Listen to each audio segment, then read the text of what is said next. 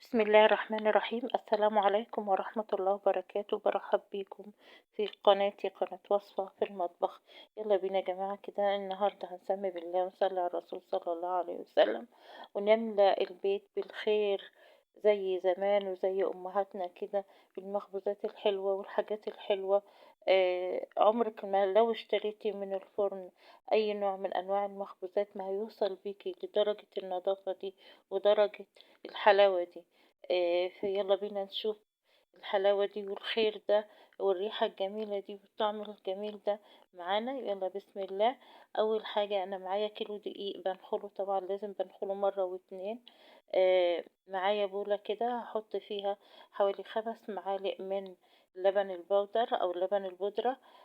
كمان هحط معايا كيس كامل، عشان ده كيلو يا جماعة. هحط عليه كيس من الخميرة الفورية، وهحط عليه كيس من البودر. هحط معاه ده كيس الخميرة يا جماعة هحطه كله، وكيس البودر برضه هحطه كله. آه، وكمان كيسين فانيليا عشان انا هحط بيضتين. وكمان هحط معلقة ملح وحوالي 5 معالق من السكر. هخلط الخليط الناشف ده كله كده وهضيفه معايا على الدقيق وهخلطه برضه كويس كده مع بعضه. هخلطهم كويس، وبعد كده هجيب بيضتين واروح حطاهم على الدقيق كده. وبعد كده معايا حوالي معلقتين من الزبدة أو السمن زي ما انت عايزة، فما توقفيش نفسك على أي حاجة حسب إمكانياتك. ومعايا كوبايتين من المية الدافية عشان الخميرة تتفاعل. طبعا ما تحطيش مية ساقعة من الحنفية عشان الخميرة تتفاعل. وببتدي أعجن كده وألف العجينة ببعضيها كده لحد ما أدخل كل العجين بتاعي أو الدقيق بتاعي في بعضه كده. هلف كويس زي ما انتوا شايفين كده. احاول ادخل كل الخليط بتاعي او كل الدقيق بتاعي الموجود آه، مع السوائل زي ما انتوا شايفين كده. يعني غطيتها شوية وهسيبها، وبعد كده هسيبها شوية وهرجع لها تاني يا جماعة عشان خاطر يعني أي عجين لما بتسيبيه شوية وترجعي له الجلوتين اللي فيه بيتفاعل كده، وبتبقى النتيجة في العجين في الآخر بتبقى حلوة زي ما انتوا شايفين كده. رجعت له تاني هعجنه كده شوية صغيرين كده زي ما انتوا شايفين كده. بصوا شايفين ما شاء الله العجينة شكلها حلو قوي وناعمة بسم الله ما شاء الله وحلوة زي ما انتوا شايفين. بصوا شايفين ما شاء الله جميلة قوي، ناعمة جدا جدا وحلوة. دي شكل العجينة الناجحة يا جماعة، ده بيبقى شكلها. بس هغطيها كده تاني واسيبها علشان تخمر شوية. اجيب كيس، اجيب استرتش اجيب فوطة، اي حاجة اغطيها طبعا عشان العجينة بتاعتي تدفى وتبتدي الخمر يتفاعل معاها وتبتدي تخمر. هاسيبها شوية، ممكن اسيبها ساعة نص ساعة زي ما انت شوف عينك طبعا. لما بتحسي بالخميرة لما تخمر خلاص خمرت معايا زي ما انتوا شايفين، هبتدي اقطعها كور صغيرة كده واغطي برضو الكور بتاعتي بأي حاجة بحيث ان هي تدفى وتخمر. هبتدي اشتغل بقى خلاص كده هي خمرت معايا، بجيبهم واحدة واحدة وبفرد بالمردانة او النشابة بتاعتي كده، بفردهم واحدة واحدة. نسيت اقول لكم انا معايا مادة دهنية، معايا زبدة او سمن يكون نوعية نظيفة. السمن اللي انتي تستعمليه وتحسي ان انتي تكوني قبلاه. انا جبت معلقتين سمن حطيت عليهم معلقتين نشا. طبعا السمن كان معايا بدرجة حرارة الغرفة. ابتديت اضرب فيهم كده مع بعض لحد ما بقوا عملوا معايا قوام كريمي، وبقوا سايلين شوية بس مش قوي يعني. يعني هما تدخلوا كده في بعض. وأنا باخد بعد ما بابطط الواحدة كده الكورة من المجموعة اللي معايا، باجيب الفرشة وأدهن وش الواحدة اللي أنا عملتها، وباخد التانية وهكذا، وباخد التانية.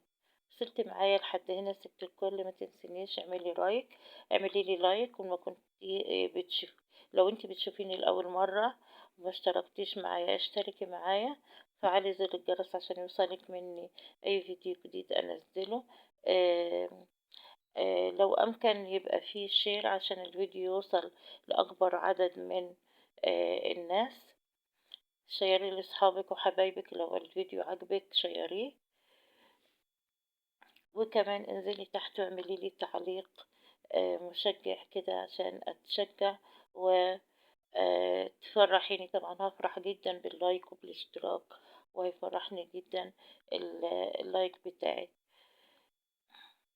كده أنا عملت كده، باعمل التالتة اهو زي ما انتوا شايفين، باوسعها كده زي ما انتوا شايفين، اوسعها بالنشابة، اوسعها بإيدي زي ما انتوا شايفين، أي حاجة، المهم هي بتوصل للمستوى اللي انتوا شايفينه ده، شايفين؟ مش صعب خالص والله، لأن هي مرتاحة، فانت مجرد ما بتحط ايدك عليها كده بتلاقيها وسعت. وبس أهم حاجة يكونوا كلهم وسع بعض، يكون كلهم مستوى واحد، شوفوا زي ما انتوا شايفين كده، كلهم قد بعض، بحط كده زي ما انتوا شايفين، حطهم على بعض كده زي ما انتوا شايفين، وابتدي لو في واحدة أكبر من واحدة بشدها بتشد معايا، بجيب الفرشة تحت المادة الدهنية بتاعتي، بحطها في المادة الدهنية، وببتدي أغطي وش الفطيرة أو قطعة العجين اللي أنا عملتها، وأجيب غيرها، بركن دي وأجيب غيرها، وابتدي برضو نفس الوقت زي ما عملت في دي بعمل في دي،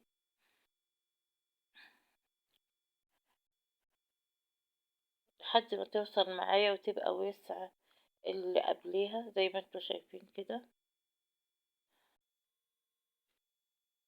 شايفين؟ بمنتهى السهولة، مش محتاجة أي حاجة. يعني أنا جنبي الشبه زي ما انتوا شايفين، وما بستعملهاش ليه، حاسة إن الإيد أسهل وأسرع. بصوا شايفين؟ بصوا بدهن طبعا، بجيب الفرشة بتاعتي بدهن الوش وش الفطيرة بعد ما خلصتها كده بدهنها بمادة دهنية، أروح عشان أكمل الكرة اللي كانت في ايدي افردها طبعا. والله يا جماعة المخبوزات دي بتملى البيت بالبركة، وبتبقى الريحة جميلة جدا ما شاء الله. والله بمجرد ما بتحطي الخبيز في الفرن بيدي ريحة ما شاء الله ممتعة جدا جدا. يعني حتى ان تحسي بالانتعاش كده وانت شامة الريحة، حاجة خير خير خير جميل جدا جدا في البيت، وبركة في البيت وخير، وكل حاجة حلوة ما شاء الله. وبيطلع والله أحلى من بتاع المحلات، لأنك انت ضمناه، حاطة فيه الحاجة اللي انت بتحبيها، نوع سمنة أو زبدة معين انت بتحبيه، انت بتحطيه في الحاجة بتاعتك. انت بتجيبي الحاجة من برا تشمي ريحتها، تلاقي ريحة المادة الدهنية اللي فيها يعني مش كويسة، بالإضافة لأن هو تحسي بعد ما تاكلي منه بيعمل حموضة على المعدة كده، تحسي ان هو يعني بعد ما تاكلي تحسي ان هو عمل معاكي مشكلة في المعدة. والكل والله الكل بيحس بكده، أطفال وكبار، سبحان الله. طبعا مش عايزين نتكلم في الكلام ده، خلينا في اللي احنا فيه. بس عايزة اقولك حاجة نظيفة انت عاملاها في بيتك، مطمنة على ولادك، حاسة ان انت مقدمة لهم احلى حاجة، حاسة ان انت مقدمة لهم الحاجة الصحية اللي بيحبوها، اللي ما منهاش ضرر. فيلا كده شجعي وقومي اعملي، انا عامله كيلو واحد، اعملي نص، اعملي ربع، اعملي كوبايه كوبايتين زي ما انت عايزه، بحيث يبقى الخير في بيتك. هتعملي فرن البوتاجاز ماشي، فرن كهرباء، عندك فرن ساج، في اي حاجه، في اي حاجه بيتعمل، والله ما بياخد وقت، ما بياخدش وقت ابدا، وسهل وسريع جدا جدا. وطبعا مش مكلف بالنسبه لك زي اللي هتشتريه من بره ابدا. يعني انت لو رحت تشتري كرواسون من بره، شوفي الكيلو الكرواسون بكام برا، وشوفي انت هتكلفي لو جبتي كيلو دقيق هيطلع لك قد ايه، هيطلع كتير ما شاء الله، مش هيطلع كيلو بس. هيطلع كتير جدا جدا. فما شاء الله هاوريك الكمية اللي طلعت مني بعد ما خلصت.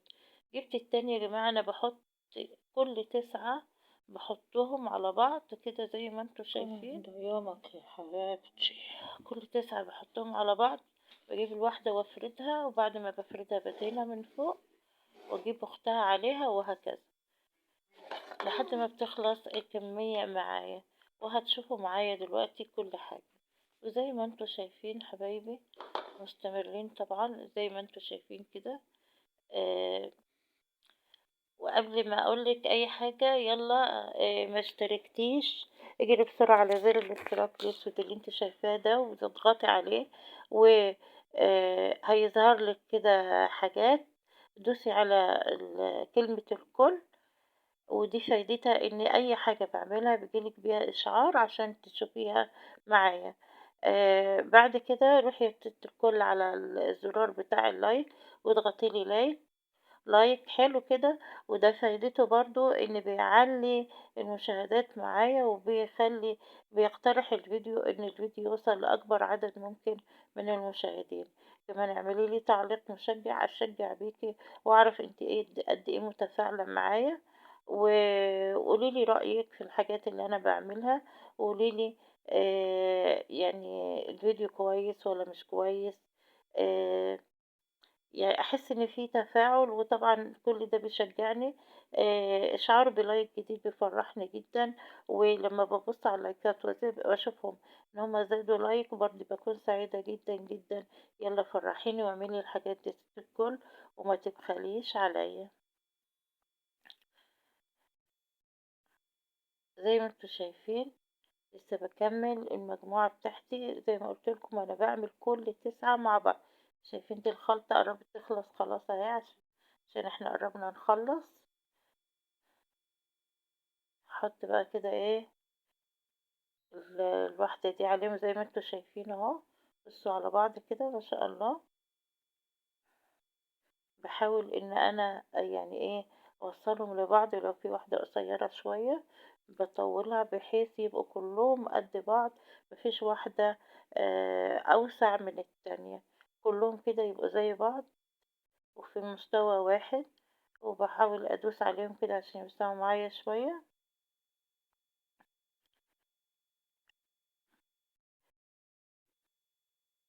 زي ما انتوا شايفين بصوا ما شاء الله.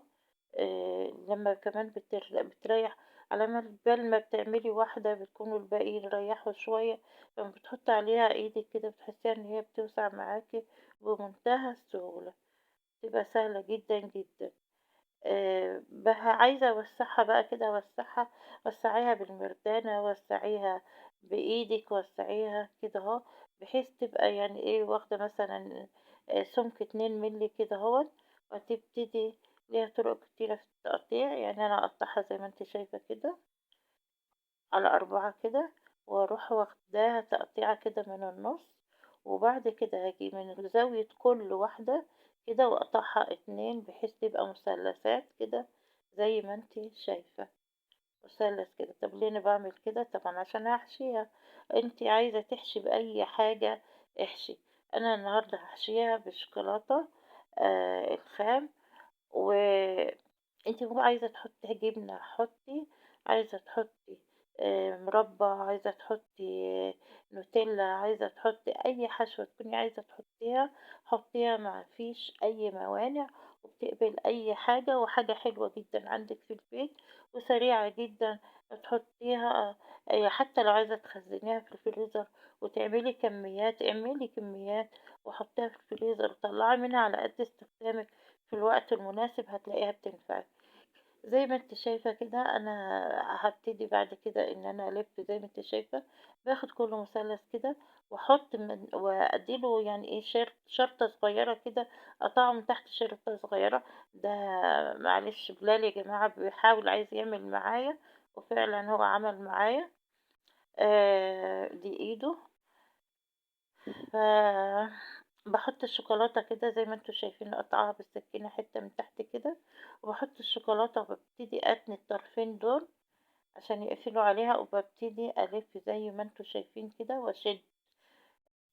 زي ما انتوا شايفين، واشد كده اهو. بصوا بحط الشوكولاتة مقطعة قطع صغيرة كده، ابتدي احط زي ما انتوا شايفين، بصوا ما شاء الله كده.